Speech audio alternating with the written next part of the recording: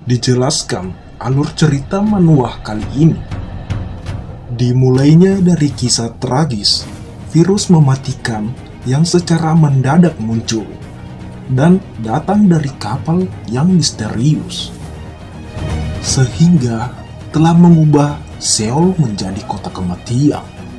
Dengan munculnya virus tak terduga ini, seluruh tatanan dunia kini diatur ulang. Pertarungan proyek zombie apokalips 8208 untuk bertahan hidup telah dimulai.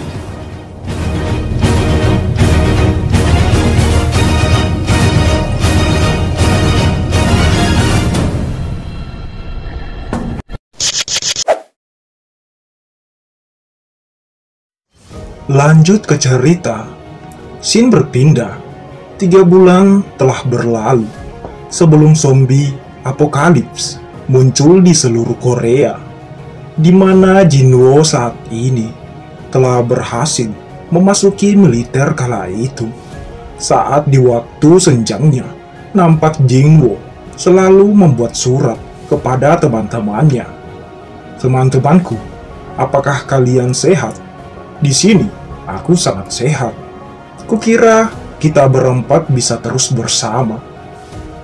Tapi kini, sudah 3 bulan sejak kita tidak saling bertemu.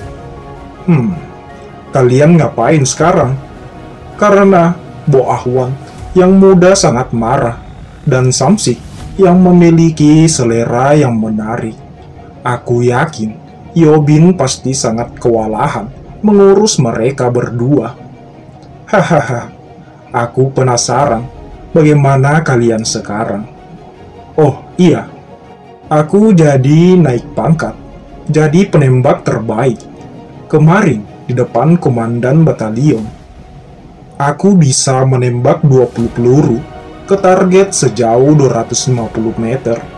Walaupun aku naik pangkat, mungkin kalian nggak tahu seberapa kerennya itu.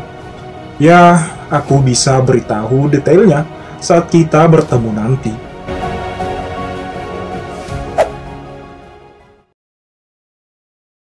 Berpindah di waktu yang sekarang ini, Pak Kim Sunjin yang masih belum mengetahui situasinya, ia pun bertanya kepada pengawalnya, "Hei, apa ada masalah?" Mungkin ada masalah pada ban kita. Aku akan cek terlebih dahulu. Itu perangkap ban. Kenapa bisa ada di sini? Apakah mobil kita sedang ditargetkan? Mengetahui situasinya tidak baik-baik saja, pengawal tersebut bergegas ingin menginformasikan situasinya kepada Kim Sunjin. Namun, sebelum pengawal itu menginformasikannya, cetom! Sebuah tongkat bisbol menghantam kepala pengawal tersebut, sehingga membuat pengawal itu terjatuh dan kehilangan kesadarannya. Di mana geng Manbai yang dipimpin oleh Kan Minggu telah menghalang anggota Pak Kim Sunjin kala itu. Kang Minggu dengan santai menuturkan kepada anggotanya, "Ambil barang-barang mereka dan singkirkanlah hal lainnya." Mendengar perintah ketuanya, semua anggotanya pun beraksi saat itu. Pak Kim Sunjin yang melihat serangan tersebut membuatnya cukup sangatlah panik, di mana saat itu juga pertempuran tersebut tak dapat lagi terhindarkan. Cairan merah begitu banyak tercecer di jalan akibat peperangan antara geng Manbai dan pengawal Pak Kim Sunjin. Ini mustahil. Mereka sepertinya bukan geng preman biasa, ucap Pak Kim Sunjin dengan raut wajah yang sangat panik. Melihat situasinya tidak kondusif, ajudan Pak Kim Sunjin memerintahkan anggotanya untuk segera meminta bantuan. Mendengar perintah tersebut, salah satu pengawal menimpali, "Siap Pak, laksanakan." Namun ketika pengawal tersebut akan segera pergi, cetas!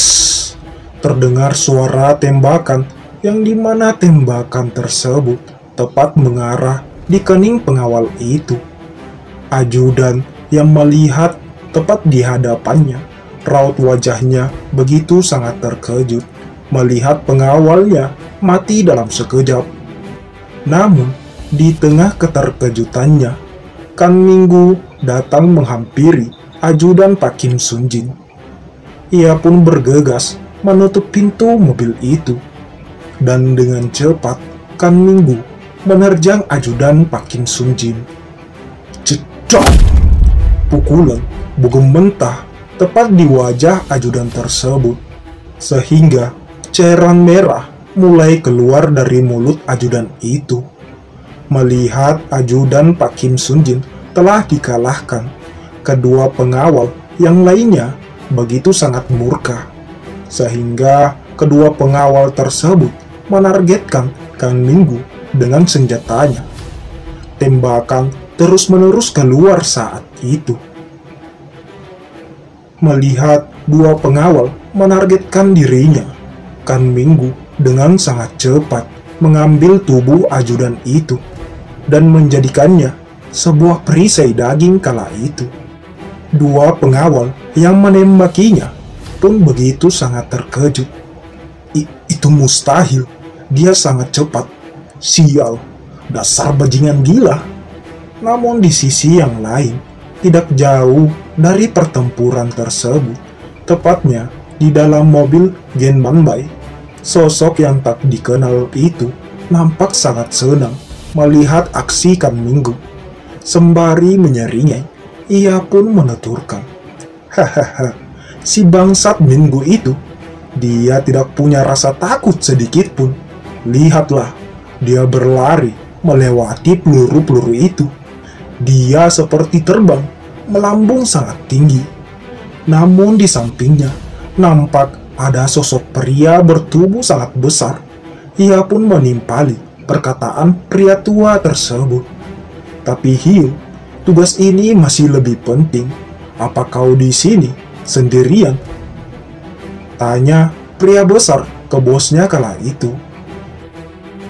Dan di belakang pria bertubuh besar terlihat sosok pria. Namun karena pria besar dan satunya lagi menganggap pria ini Hiu atau bosnya, ada kemungkinan pria tua ini adalah bos dari grup Manbai. Di scene ini, ketiga pria ini belum dijelaskan identitasnya.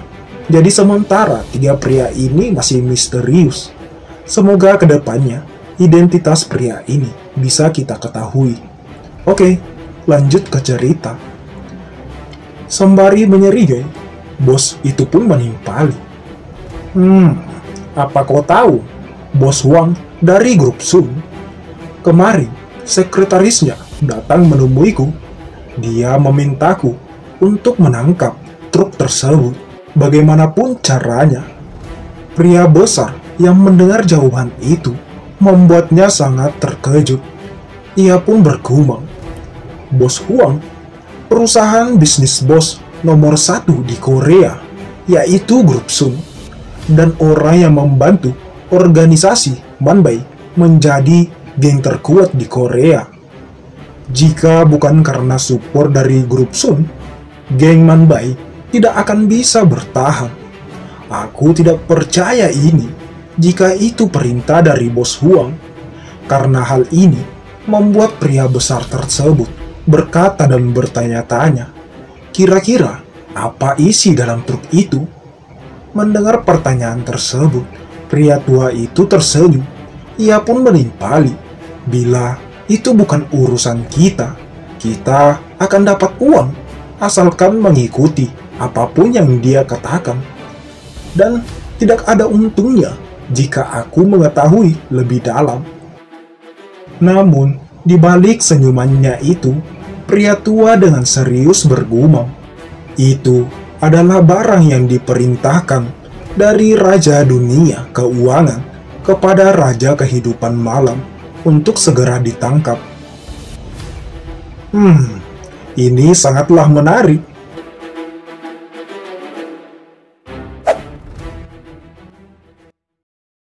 berpindah di sisi Kang Minggu, terdengar teriakan dari anggotanya. Ia pun berkata, "Kami selesai di sini, Hyung, dan kami sudah mengamankan truknya." Melihat situasinya mulai kondusif, Kang Minggu pun menimpali. "Baiklah, kerja yang sangat bagus. Kalau begitu, coba kalian cek apa-apa saja yang ada di dalamnya." Mendengar perintah ketuanya, kedua anggotanya pun berjalan memeriksa truk itu. Hyung, truk ini, kurasa ini bukan truk biasa," ucap pria di samping pria botak. Namun pria botak menimpali, "Jika kita tahu ini dikunci, salah satu dari kita harus mulai mengerjakan ini sebelumnya." "Ya, itu benar. Haruskah kita membawa truknya?" tanya pria di samping pria botak. Mendengar pertanyaan tersebut, Kang Minggu menimpali.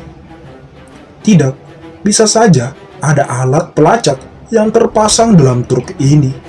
Jika itu benar, lokasi kita bisa saja ketahuan nantinya." Namun, ketika Kang Minggu berkata hal yang demikian, terdengar salah satu anggota memanggilnya. "Hyung, aku menemukan orang ini bersembunyi di dekat truk." Dan yap, pria yang ditarik tersebut tidak lain Pak Kim Sun Jin. Begitu takutnya dia saat ini mengetahui hidupnya bisa saja mati saat itu, sehingga keringat mulai bercucuran di wajah Pak Kim Sun Jin. "Aku tidak tahu apa-apa, tolong ampuni saya," ucap Pak Kim Sun Jin sembari bersujud di hadapan Kang Minggu. Mendengar perkataan tersebut, beberapa anggota yang melihatnya mulai menghina Pak Kim Sun Jin kala itu. "Cih, dasar cengeng, apakah dia bekerja? Haha, bangsat, lihatlah pria ini." Namun saat itu juga, salah satu anggota Kang Minggu mengecek tubuhnya dan mendapatkan sebuah kartu identitas milik Pak Kim Sun Jin. Ini. Hyung, dia terlihat seperti orang penting. Dia peneliti dari Kementerian Pertahanan." Mendengar perkataan anggotanya, Kang Minggu pun tersenyum. "Hahaha, ini jackpot." Bergegas, Kang Minggu menghampiri Pak Kim Sun Jin. "Hei pria tua, apa password dari kunci truk ini?" Namun saat itu, Pak Kim Sun Jin menimpali. Saya tidak tahu. Hanya pekerja yang mengetahui password rahasianya." Mendengar perkataan Pak Kim Sun Jin, Kang Minggu pun mulai murka saat itu. "Apa kau bilang? Rahasia? Dasar bajingan ini. Apa menurutmu aku tidak tahu, ha?" Pak Kim Sun Jin pun mulai sangat takut saat itu, mengetahui Kang Minggu mulai sangat marah. Ia pun jujur saat itu. Namun karena Kang Minggu sudah sangat murka, dengan raut wajah datar, Kang Minggu langsung menggores wajah Pak Kim Sun Jin dengan belatinya. Teriakan Pak Kim Sun Jin pun menggema di tempat itu. Tolong ampuni saya." Dengan tatapan yang begitu sangat tajam, Kang Minggu pun kembali menuturkan, "Aku tanya sekali lagi, apa kau benar-benar tidak tahu passwordnya?" Namun Pak Kim Sun Jin kembali menimpali. "Tuan, kita tidak boleh membuka pintunya. Sebenarnya di dalam ada..." Namun belum selesai perkataan Pak Kim Sun Jin, Kang Minggu yang tidak mendapatkan jawaban yang benar. Ia pun kembali menggores wajah Pak Kim Sun Jin yang kedua kalinya. Tolong jangan membuka truk itu. Itu terlalu berbahaya. Di dalam truk ini ada sesuatu yang kalian tidak bisa tangani." Mendengar perkataan Pak Kim Sun Jin, Kang Minggu pun dengan santai berdiri. Ia pun menimpali, "Jika kau punya waktu untuk memikirkan ini. Mungkin prioritaskan nyawamu sendiri terlebih dahulu. Dan di scene ini, jujur ya, Mimin sebenarnya agak kesel nih sama MC-nya. Mungkin karena itu sebuah misi, jadi ya mau gimana lagi ya kan? Tapi ya tetap saja, Mimin masih kesel sih. Gimana menurut kalian nih guys? Coba komen deh. Lanjut ke cerita. Kang Minggu yang sudah sangat murka, ia pun menuturkan, kau mungkin sudah tahu, tapi kau tidak akan mendapatkan kematian yang indah Pak Tua. Mendengar perkataan Kang Minggu, Pak Kim Sunjin menatap wajah Kang Minggu, melihat Kang Minggu sudah tidak dapat diajak berbicara dengan baik-baik. Terpaksa Pak Kim Sunjin pun memberikan passwordnya 601864. Itulah password truk tersebut. Setelah mengetahui passwordnya, anggota Kang Minggu pun bergegas mencoba membuka truknya. Beberapa menit kemudian, hiu, ini terbuka. Namun tak lama setelah itu, terdengar suara berkata, "Hai Minggu, kenapa kamu begitu sangat lama?" Mendengar perkataan itu, Kang Minggu pun berbalik, dan suara tersebut yaitu milik pria besar tadi. Ia pun menuturkan, "Apa kau menunggu polisi datang?" Tidak Pak, tapi kami." Namun belum selesai perkataan, bawahan Kang Minggu dengan santai, Kang Minggu menahan anak buahnya untuk segera diam. Pria besar itu pun menghampiri Kang Minggu. Ia pun menimpali. "Hai Minggu, bergegaslah cepat. Kalian ini tidak bisa melakukan dengan sangat baik. Apa aku harus mengambil misi ini?" Namun saat itu, Kang Minggu tidak menanggapi perkataan pria besar tadi. Namun, di sisi yang lain, kedua bawahan Kang Minggu cukup sangat kesal dengan perkataan dan hinaan tersebut. Menyebalkan sekali. Bajingan sepertinya adalah orang nomor 2 yang harus kita taati. Dia selalu di belakang jika keadaan berbahaya. Namun, dan muncul lagi ketika sudah aman. Di saat itu juga, pria besar itu pun membuka truknya. Ini dia. Kira-kira apa yang membuat dia sangat menginginkan ini? Ini pasti sangat berharga jika Bos Huang menginginkannya. Apapun isinya, akan membantuku dalam jangka panjang jika aku tahu apa isi di dalamnya ini.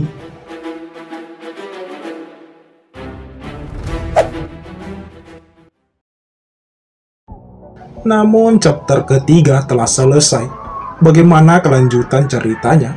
Jadi, bagi teman-teman yang ingin lanjutan cerita kali ini, teman-teman bisa support Mimin lewat like, komen, dan jangan lupa subscribe channel ini. Dan bagi teman-teman yang ingin support beliin Mimin kopi, teman-teman bisa cek link di deskripsi. Di sana ada link Sawaria Mimin ya. Oke, mungkin sampai di sini saja video kali ini. Terima kasih semuanya. See you next time. Bye-bye.